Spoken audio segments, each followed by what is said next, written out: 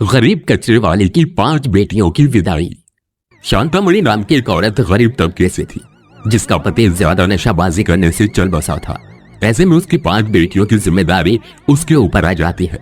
उनका मकान मालिक उन्हें घर से बेघर कर देता है, जिसके बाद शांतामणि अपनी 5 बेटियों, जो कि 2 नितारा और तारा 4-5 साल की थी, और शिवानी, पीहू, पाखी 9 से 12 साल की उम्र की थी, रोड पर अपने बच्चों के साथ भटकते हुए वो पेड़ के नीचे बैठ जाती है, जहां उसकी छोटी बेटी तारा कहती है, माँ बहुत भूख लगी है तो खिला दो ना माँ। हाँ माँ, अब पेट में तो तू है, दूध लाए हैं।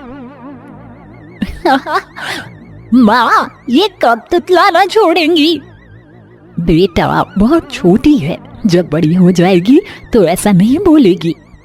माँ पेट में बहुत दर्द हो रहा है और दीदी मदा तो ला रही है, इन्हें पता नहीं ना था दीदी भूख लगी है, तुम बातें तो हम तब दे। माँ भूख लगी है, कुछ खिला दीजिए ना, सुबह से बहुत चल रहे हैं, अब पैरों में भी दर्द हो रहा है। पापा के जाने के बाद कितना कुछ हमारे साथ हो रहा है। कोई बात नहीं बेटा, फिलहाल तुम सबकी सुरक्षा के लिए पहले मुझे कोई जगह देखनी होगी।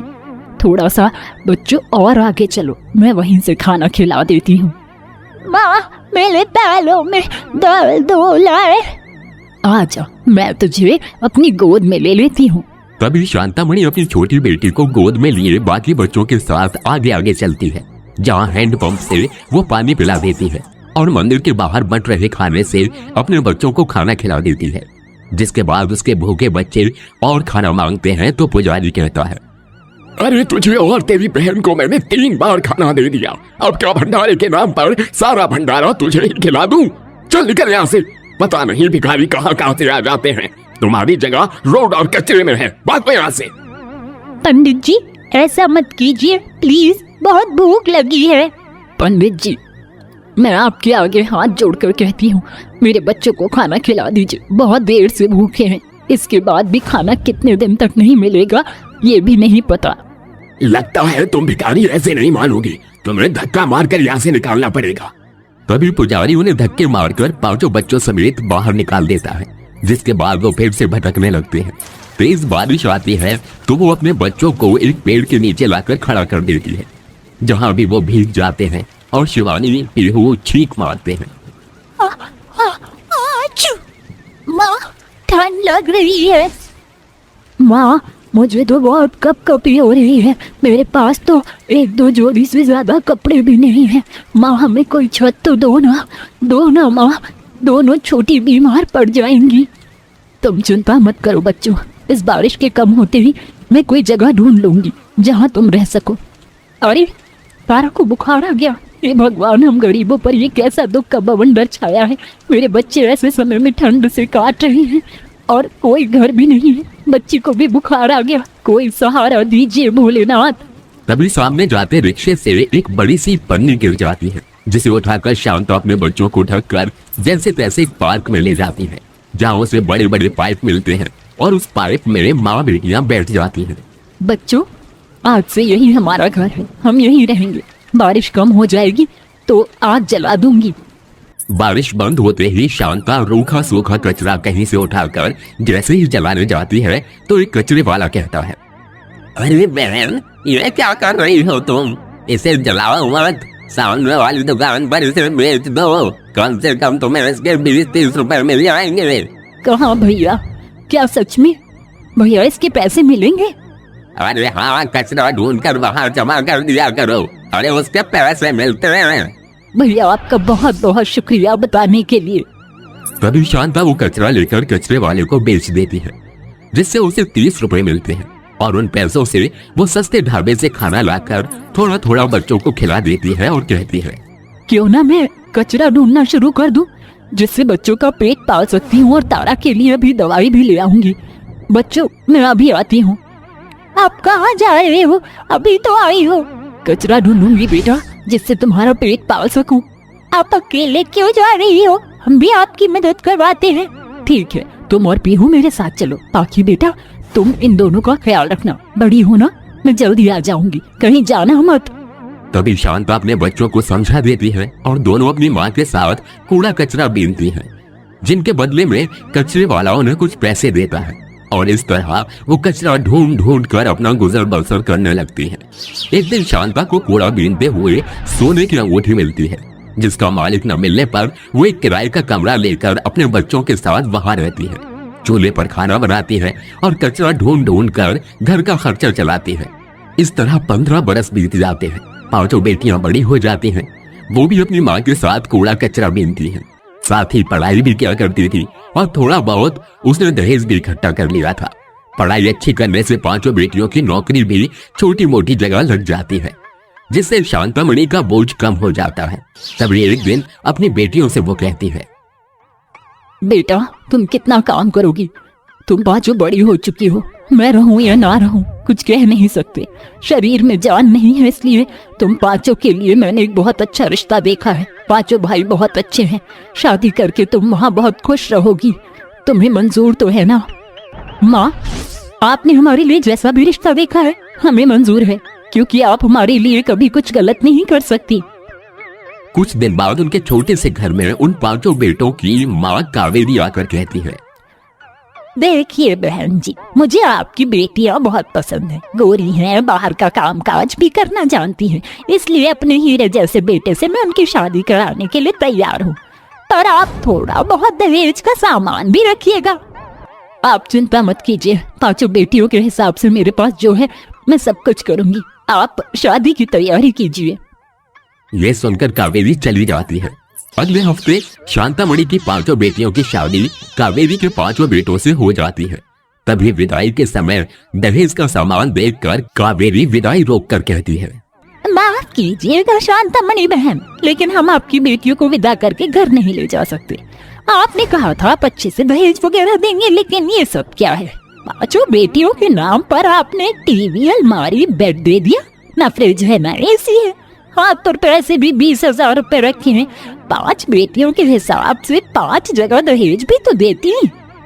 बहन जी, मुझसे जितना हो पाया मैंने उतना कर दिया, बहुत संघर्ष करके ये सब जमा किया है मैंने अपनी बेटियों के लिए। मुझे लगा था आप खुले विचारों की हैं तो दहेज की मांग नहीं करेंगे और इतने से बात बन जाएगी। मैं आपके आगे हाथ जोड़ रही हूँ, मेरी बेटियों की डोली मत रोकिए। नहीं, आपको दहेज जुटाना ही होगा। तभी लोगों के सामने शांतामणि भीख मांगने के लिए मजबूर हो जाती है, किसी सब्जी वाले से तो किसी दूध वाले से, मगर कोई भी उसे पैसे नहीं देता है। ये देखकर 5 बेटियों की आंखों में आंसू आ जाते हैं और वो कहती हैं, माँ जी, हमारी माँ ने बड़ी मुश्किल से हमें पाल पोस कर बड़ा किया है और अपने पैरों पर खड़ा किया है, और आप किस जमाने में जी रही हैं? दहेज लेना और देना दोनों ही गलत हैं। वो सब मैं नहीं जानती। माँ जी, आप ये तो जान ही लीजिए कि हमारी माँ ने कैसे हमारा पालन पोषण किया है। पाइप में रहते थे, कचरा बीनकर हमें खाना खिलाया है, पढ़ाया है, काबिल बनाया है। कभी कभी तो खाने के लिए भी कुछ नहीं होता था, ये भी जैसे तैसे दहेज जमा किया है। माँ जी, क्या आपके बेटे इतने नकारा हैं कि उन्हें दहेज की जरूरत है? नहीं ना, आप बताइए मोहन जी। हाँ माँ, आपके बेटे बहुत कमाऊ हैं, उन्हें दहेज नहीं चाहिए। माँ ने बहुत संघर्ष करके अकेले उन 5 को पाला है। कचरा बीनकर सालों तक गुजारा करना बहुत हिम्मत का काम होता है। और माँ, एक माँ अपनी 5 बेटियां दे रही है जो कि बेहद अनमोल होती हैं, सबसे बड़ी दुनिया की दौलत होती है, तो और क्या चाहिए हमें? प्लीज माँ, अपनी बहुओं को घर ले चलिए। तुम्हारे मुंह से ये सब बात सुनकर मुझे एहसास हुआ कि मैंने अपने बच्चों को अच्छी परवरिश दी है। शांतामणि बहन और बहुओं, बेटे मुझे माफ कर दो, पता नहीं मैंने ये सब क्यों बोला। मुझे कोई दहेज नहीं चाहिए, सबसे कीमती अनमोल तो तुम ही हो जो मेरे घर को स्वर्ग बना कर रखोगी। चलो बेटा, बहुओं को अपने घर ले चलो। शुक्रिया बहन जी। माँ, हम सबको इतने प्यार और अच्छी परवरिश से पालने के लिए आपको बहुत बहुत शुक्रिया।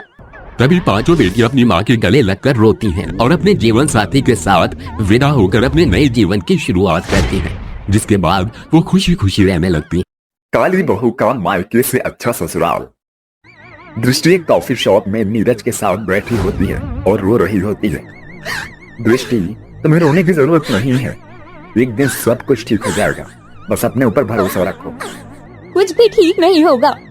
जब से मैं मेरे घर में पैदा हुई हूँ तब से ही मेरे साथ ऐसा भेदभाव होता जा रहा है। लेकिन तुम्हारे साथ ऐसा भेदभाव आखिर क्यों हो रहा है?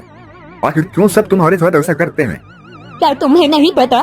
जरा देखो मेरी तरफ, मेरा रंग कितना काला और सांवला है, इसलिए सब मुझसे नफरत करते हैं। मेरे घर में मुझसे कोई प्यार नहीं करता। और तो और पिताजी ने मुझे आगे पढ़ाने के लिए भी मना कर दिया। वो चाहते हैं कि मैं अब घर में ही रहूं और घर के कामकाज सीखूं। लेकिन दृष्टि, तुम्हारी पढ़ाई का क्या होगा? अगर तुम पढ़ाई नहीं करोगी तो आगे कैसे बढ़ोगी? तुम तो पढ़ना चाहती हो ना?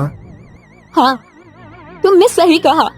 मैं आगे पढ़ना चाहती हूँ और कुछ बनना चाहती हूँ, लेकिन मेरे पिताजी मेरी जल्द ही किसी से शादी करवा देंगे।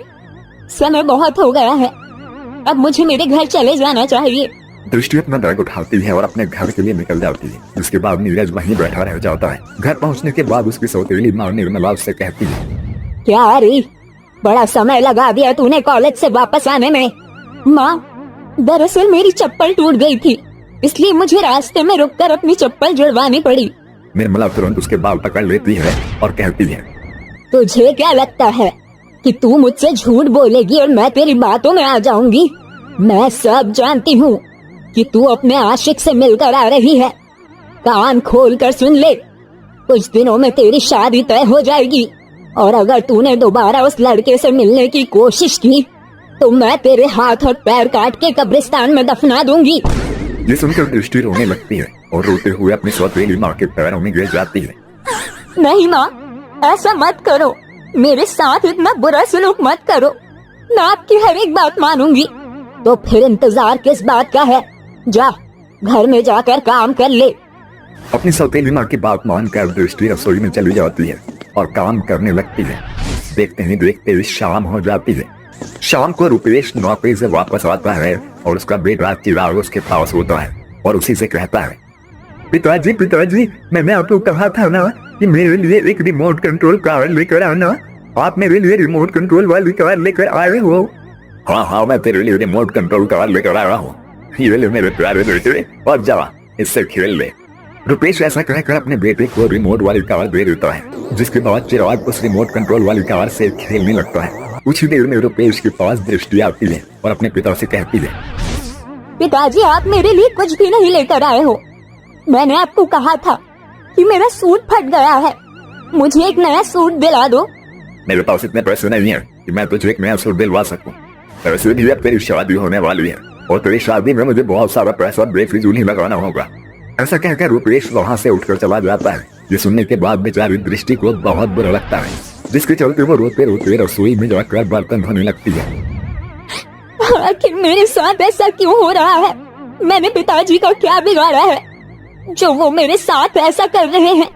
सिर्फ मेरे रंग सांवले होने की वजह से उन्हें मुझसे इतनी परेशानी है। दृष्टि से बर्तन धोते धोते अचानक से एक कांच का बर्तन टूट जाता है। बर्तन टूटने की आवाज सुनते ही निर्मला वहाँ पर आ जाती है और टूटे हुए बर्तनों को देखकर बहुत गुस्सा हो जाती है। हे भगवान, तूने ये क्या किया? कोई काम ठीक से नहीं कर सकती, जब देखो घर के अंदर नुकसान करती रहती है। तुझे तो आज सबक सिखाना ही पड़ेगा। निर्मला दृष्टि के बाल पकड़कर उसे जोरदार तमाचा मारने लगती है। मुझे माफ कर दो माँ, मुझसे गलती हो गई। मैं दोबारा ऐसी गलती कभी नहीं करूँगी। मुझे माफ कर दो माँ, मुझे दर्द हो रहा है। छोड़ दो माँ, मुझे छोड़ दो। आज तो तुझे छोड़ रही हूँ, लेकिन अगर अगली बार दोबारा तूने ऐसा किया तो मुझसे बुरा कोई नहीं होगा। कल तुझे देखने लड़के वाले आ रहे हैं, इसलिए अपनी इस काली सूरत को थोड़ा मेकअप से सजा लियो। ऐसा कहकर निर्मला वहाँ से अपने कमरे में चली जाती है। बेचारी दृष्टि वहाँ रोते रह जाती है और वो रोते हुए अपनी माँ को याद करने लगती है। माँ, आप मुझे छोड़कर कहाँ चली गई हो? माँ, मुझे आपकी बहुत याद आ रही है। माँ, मुझे अपने पास बुला लो ना। बेचारी दृष्टि रो ही रही होती है कि वहीं दूसरी तरफ नीरज दृष्टि के बारे में बहुत ज्यादा सोचने लगता है। पूरा हफ्ता हो गया है, दृष्टि अभी तक कॉलेज में अपनी रिपोर्ट कार्ड लेने भी नहीं आई। आखिर ऐसा क्या हो गया है जिसके चलते वो नहीं आई? मुझे इस बात का पता लगाना होगा। अगले दिन जब सवेरा होता है तो नीरज दृष्टि से मिलने के लिए उसके घर के लिए निकल जाता है। जैसे ही वो दृष्टि के घर पहुंचता है वो खिड़की से झांक कर घर के अंदर की तरफ देखता है। अरे ये सब क्या चल रहा है? लगता है दृष्टि बिल्कुल सच कह रही थी। उसकी सौतेली माँ उसकी जबरदस्ती किसी से शादी करवा रही है। मुझे ये सब किसी तरह से रोकना ही नहीं था। नीरज को कुछ समझ नहीं आता है, इसके चलते वो अपनी एक दोस्त पूनम के पास जाता है और उसी से कहता है, पूनम मैं तुम्हारे आगे हाथ जोड़ता हूँ, मेरी मदद करो। अगर तुमने मेरी मदद नहीं की तो दृष्टि की सौतेली माँ उसके साथ जाती करेगी और किसी बुरे इंसान से उसकी शादी करवा देगी। तुम्हें ज्यादा कुछ नहीं करना है, बस किसी तरह से कल दृष्टि को काली पहाड़ी के ऊपर वाले मंदिर में ले आना। अगर दृष्टि नहीं आई तो वैसे भी वो कितनी सांवली है, तुम उसके पीछे क्यों पड़े हो? तुम्हें तो कोई भी लड़की आसानी से मिल जाएगी। तुमने सही कहा, मुझे कोई भी लड़की आसानी से मिल जाएगी, लेकिन दृष्टि जैसी लड़की मुझे कभी नहीं मिलेगी। वो समझदार है और उसे मेरी बहुत परवाह है। मुझे बिल्कुल ऐसी लड़की नहीं चाहिए। अगर ऐसी बात है तो मैं अपनी सहेली दृष्टि का सच्चा प्यार उसे जरूर दिलवाऊंगी। पूनम ऐसा कहने के बाद अगले दिन दृष्टि के घर पहुंच जाती है और उसे किसी तरह से घर से निकाल कर काली पहाड़ी वाले मंदिर पर ले जाती है। अरे पूनम, हम यहाँ पर क्यों खड़े हैं? क्या हमें अंदर नहीं जाना? जल्दी चलो, देरी हो गई तो तुम्हें पता है ना मेरी सौतेली माँ मेरे साथ क्या करेगी। वो इतना कहती ही है कि तभी वहाँ पर नीरज आ जाता है और उसे देखकर बहुत खुश होता है। दृष्टि, तुम ऐसे इंसान से शादी कैसे कर सकती हो? तुम्हारे माता पिता तुम्हारी शादी नहीं बल्कि तुम्हारा सौदा कर रहे हैं। जिस व्यक्ति से तुम्हारी शादी होने वाली है वो बहुत बुरा है और बुरे काम करता है। तो मैं और क्या करूं? मेरे पास और कोई दूसरा रास्ता नहीं है।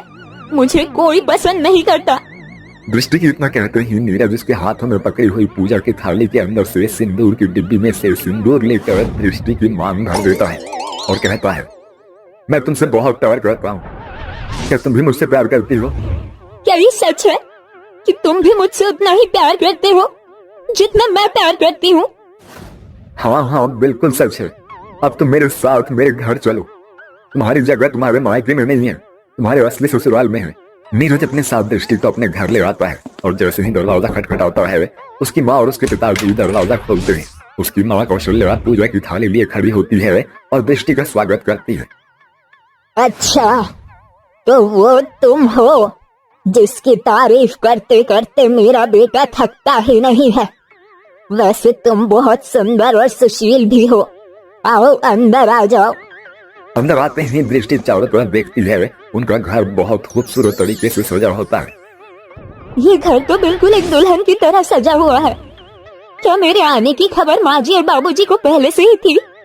बहू, नीरज ने हमें तुम्हारे बारे में पहले ही सब कुछ बता दिया था, इसलिए हमने तुम्हारे आने की खुशी में पूरे घर को सजाया था खुद अपने हाथों से। अपने ससुराल में इतना सारा प्यार देखकर दृष्टि बहुत खुश होती है। जो प्यार मुझे मेरे मायके से मिलना चाहिए था वो मुझे तुम्हारी वजह से मेरे ससुराल में मिल गया। ऐसा कहकर दृष्टि नीरज को गले से लगा लेती है, जिसके बाद वो अपने पति नीरज के साथ अपने ससुराल में खुशी खुशी अपना जीवन व्यतीत करने लगती है।